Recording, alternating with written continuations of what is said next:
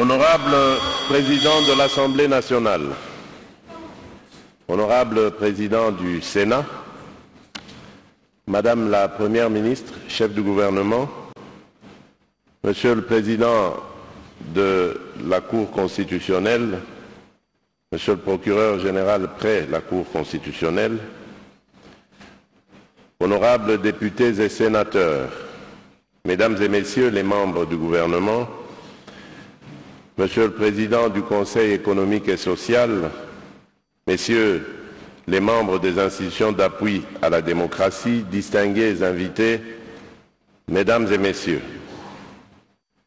c'est avec une profonde solennité et une grande attente que je me tiens devant vous aujourd'hui à l'occasion de l'ouverture des États généraux des entreprises du portefeuille de l'État. Loin d'être une simple convocation institutionnelle, ce rassemblement, né de l'exécution de mes instructions, est une opportunité historique de redéfinir le rôle et l'avenir de nos entreprises publiques dans la transformation économique et sociale de notre pays. Le thème de ces assises, faire des entreprises du portefeuille de l'État un puissant levier de croissance économique et de développement social, reflète une vision ambitieuse, faire de ces entreprises des moteurs dynamiques de développement, capables non seulement de générer des revenus et de créer des emplois, mais aussi de contribuer directement à l'amélioration du bien-être de chaque Congolais.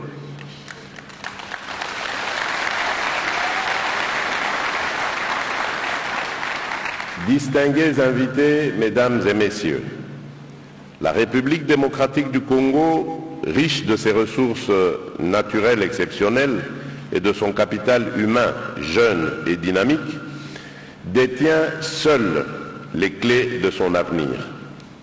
Avec un portefeuille conséquent d'entreprises publiques, de sociétés d'économie mixte et de participations indirectes, le pays a toutes les cartes en main pour devenir un acteur économique majeur sur le continent.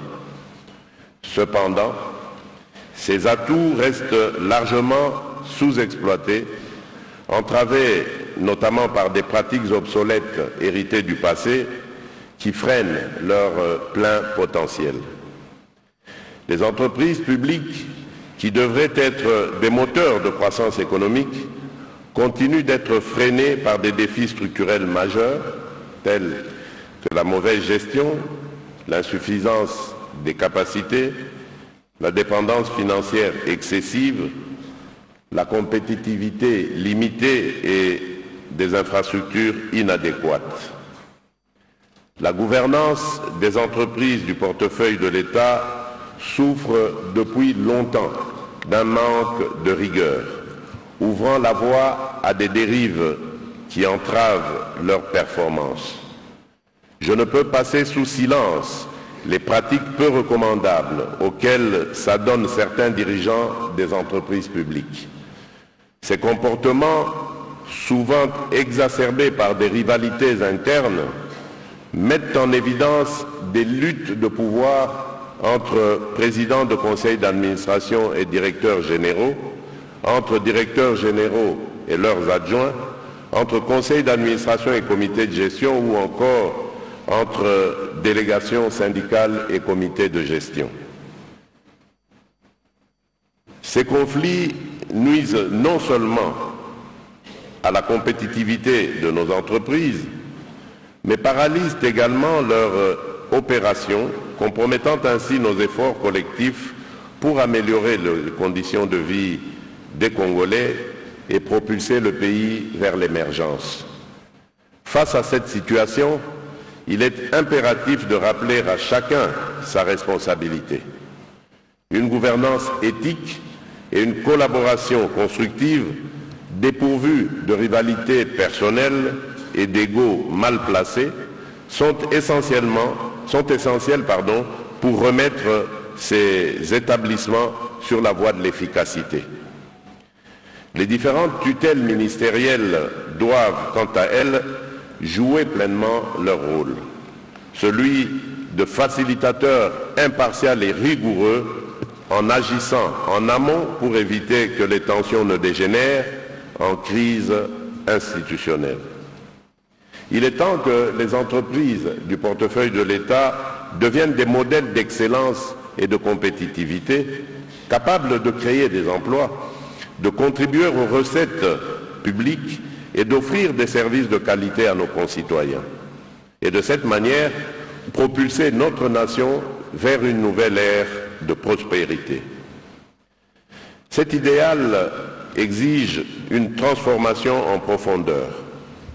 Repenser les modes de gestion de ces entreprises, moderniser leurs pratiques et revisiter, si besoin, pactes sociaux existants qui freinent leur croissance et leur compétitivité, et enfin, intégrer des technologies innovantes.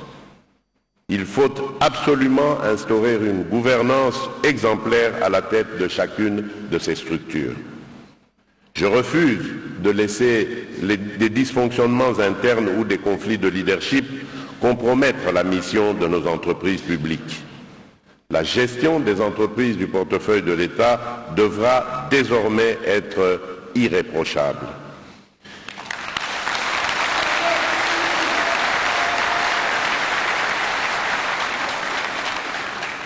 Les dirigeants doivent incarner un leadership visionnaire, faire preuve d'un sens élevé de responsabilité, assurer une transparence exemplaire et atteindre des résultats concrets et mesurables.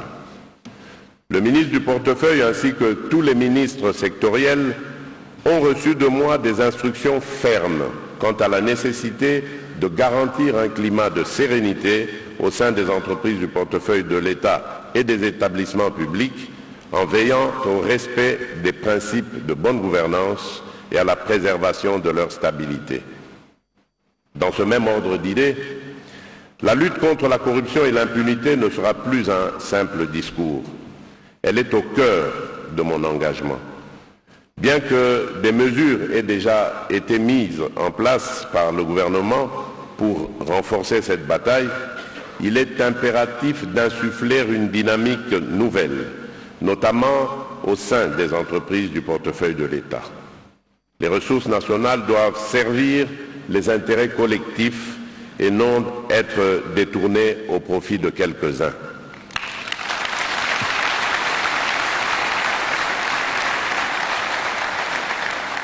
Mesdames et messieurs, distingués invités, faire des entreprises publiques un levier de croissance ne se limite pas qu'à maximiser les profits.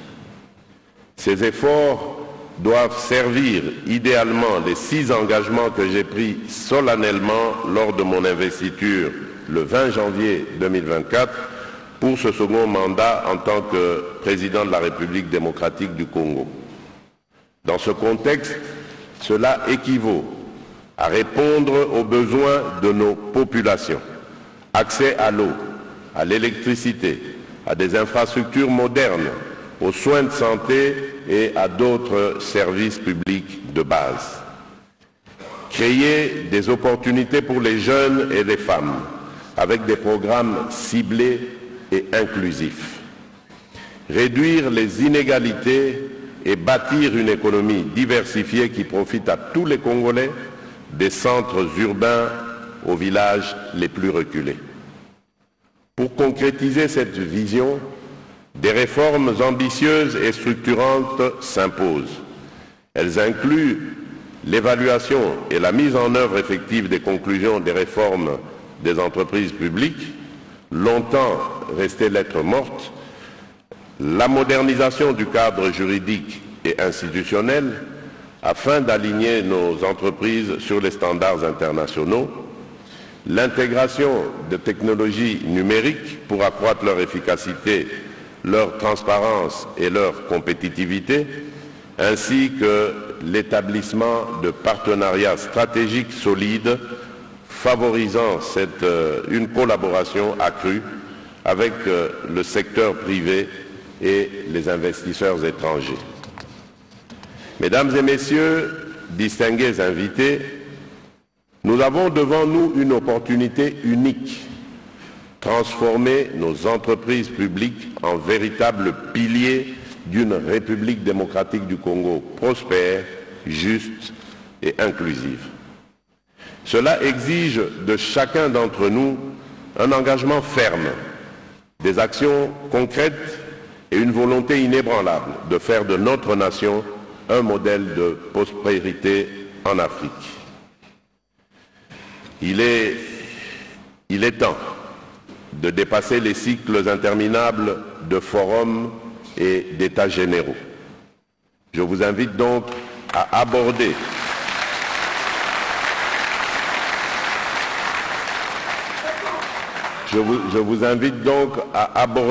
ce processus avec détermination et pragmatisme afin que ces assises marquent le véritable point de départ d'une transformation profonde, durable et irréversible de nos entreprises publiques. Sur ce, je déclare ouverts les états généraux des entreprises du portefeuille et souhaite plein succès aux travaux y afférents. Que Dieu bénisse nos efforts, que Dieu bénisse la République démocratique du Congo et son peuple. Je vous remercie. Madame la Première ministre, chef du gouvernement, honorables députés et sénateurs, Mesdames et Messieurs les membres du gouvernement, Mesdames et Messieurs des corps constitués, Mesdames et Messieurs les ambassadeurs, chefs de mission diplomatique et représentants des organismes internationaux, Mesdames et Messieurs les chefs de corps et membres d'institutions supérieures de contrôle de divers pays, Mesdames, Messieurs, distingués invités. C'est avec honneur et surtout une profonde espérance que je m'adresse à vous en cette journée internationale de lutte contre la corruption placée sous le thème « La mobilisation de la jeunesse dans la lutte contre la corruption ». Permettez-moi d'abord de saluer chaleureusement la présence et l'engagement du Forum des inspections générales d'État et institutions assimilées. Votre travail patient, exigeant, parfois difficile, constitue un rempart essentiel contre ce fléau qui gangrène tant de sociétés et qui touche par place les pays en voie d'émergence comme le nôtre. La corruption n'est pas une simple entorse administrative, elle n'est pas un détail dans la gestion du bien public, elle est une perversion morale et sociale, un affaiblissement insidieux de nos institutions, un détournement continu du destin collectif. Elle mine la crédibilité de l'État, sape la confiance mutuelle qui doit exister entre gouvernants et gouvernés, et plus largement, elle brise l'élan même du développement. Dans un pays comme la République démocratique du Congo, riche de ses ressources naturelles, de ses hommes et de ses femmes, de son histoire, de sa jeunesse nombreuse et dynamique, la corruption constitue un frein cruel. Elle bloque les investissements constructifs, entrave l'amélioration des services publics, fragilise notre système sanitaire et éducatif, alimente l'injustice et creuse les inégalités. Il est d'autant plus douloureux de constater que, bien souvent, ce sont les plus vulnérables qui en payent le prix fort. La corruption détourne l'argent public de son but initial, qui est de construire des routes, des écoles, des hôpitaux, garantir un accès à l'eau potable, à l'électricité et à la santé ou à la justice. Les fonds destinés aux programmes de formation, aux initiatives en faveur de la jeunesse, se perdent dans des canaux opaques, privant ainsi nos enfants et nos étudiants du bagage dont ils ont besoin pour porter le flambeau du futur. C'est ici que la thématique choisie pour cette journée prend tout son sens. La mobilisation de la jeunesse n'est pas un simple slogan. À l'instar du défunt Floribert Boinachui, martyr à 26 ans de l'honnêteté et de la probité absolue, notre jeunesse est la clé de voûte de notre lutte contre la corruption. Elle en est la victime, mais elle doit et peut en devenir l'antidote. C'est à elle de faire le choix décisif, celui de l'intégrité, celui du bon combat. Les jeunes portent en eux l'énergie, la vigueur morale, le sens du bien commun et de la justice nécessaire pour transformer nos pratiques. Ils constituent un vivier inestimable de citoyens éclairés, capables de s'opposer aux abus, de refuser les compromissions et de se former aux bonnes pratiques. En les impliquant davantage dans des actions de sensibilisation, d'information sur la corruption, dans l'évaluation, nous leur donnons une place centrale dans la construction d'un avenir plus intègre. C'est dans cette perspective que j'insiste sur la primauté absolue des politiques de prévention.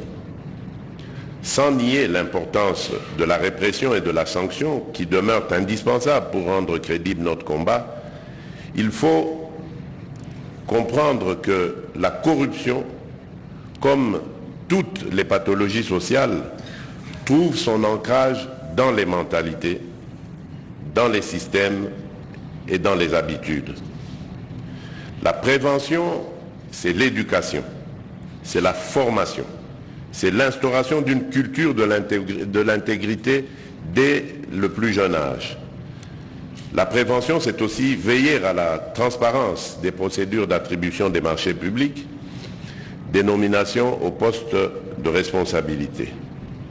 La prévention, enfin, c'est l'informatisation, la digitalisation, le recours à des outils modernes de contrôle pour réduire l'espace dans lequel la corruption prospère. Mesdames et messieurs, distingués invités, dès mon avènement à la magistrature suprême, j'ai eu à cœur de redorer le blason de toutes les institutions et organes qui concourent à la lutte contre la corruption dans notre pays. J'ai ainsi apporté un soutien politique, légal et logistique renouvelé à la Cour des comptes, garantie du contrôle rigoureux des finances publiques.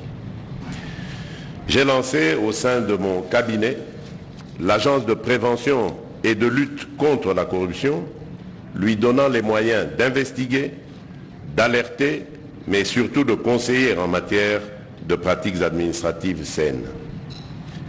J'ai soutenu la cellule nationale des renseignements financiers pour qu'elle puisse dépister et signaler les transactions suspectes, pour qu'elle puisse dépister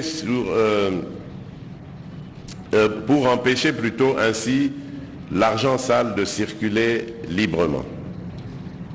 Et j'ai appuyé l'inspection générale des finances, ce corps d'élite dont les enquêtes rigoureuses ont permis de récupérer des sommes importantes détournées au détriment de l'État. Je reconnais que des défis subsistent et que le chemin vers l'excellence est encore long.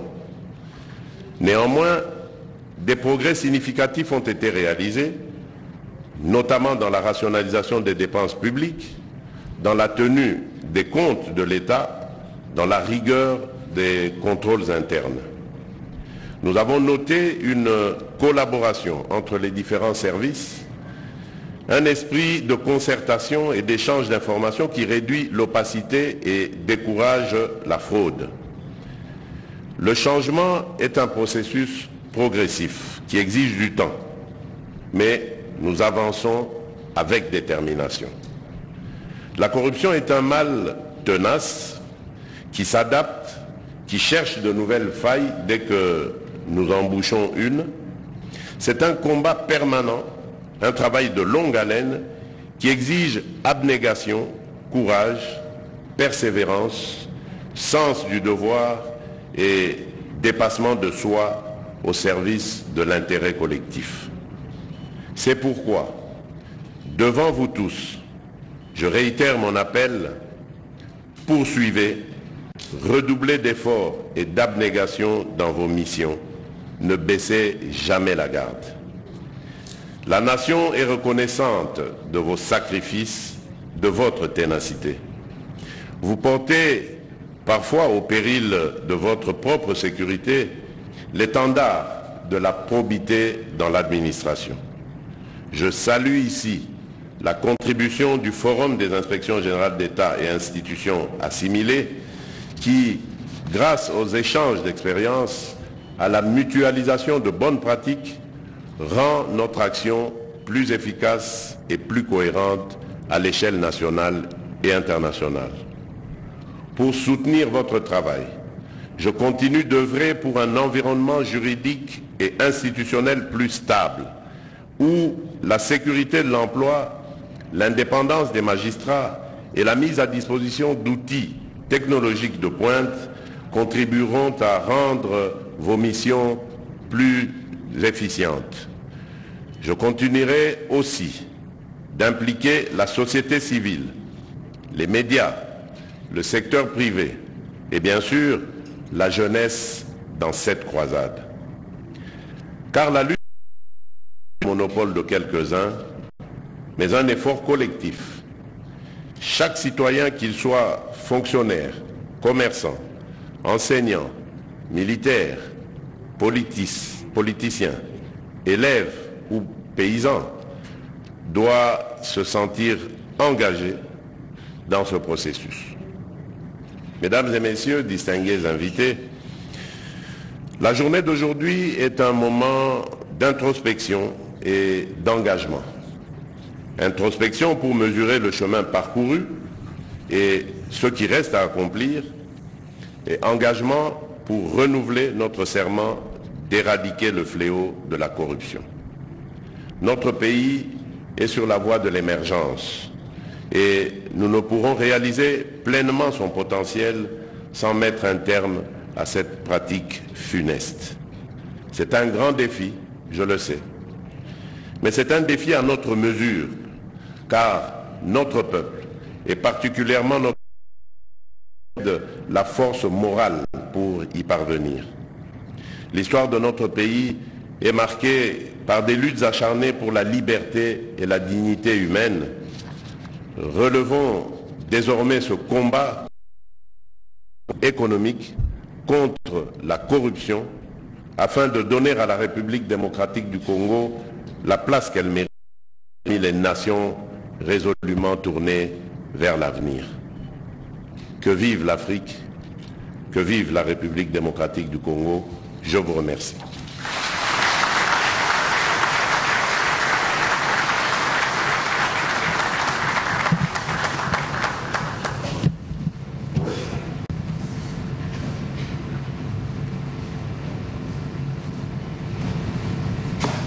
Mesdames et messieurs, nous vous informons que les travaux du forum vont se poursuivre selon le programme établi. Pour l'instant, nous vous prions de vous lever pour saluer la sortie de son Excellence, Monsieur le Président.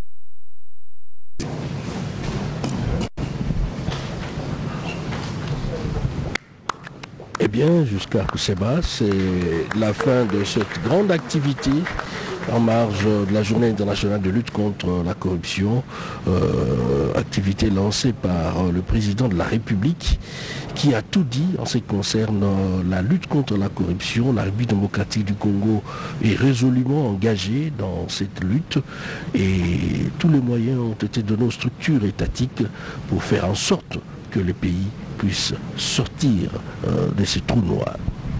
Le chef de l'État a rappelé tout l'appui qu'il accorde aux institutions supérieures de contrôle, particulièrement ici en République démocratique du Congo. Il a rappelé tous ces hauts faits. Il a donné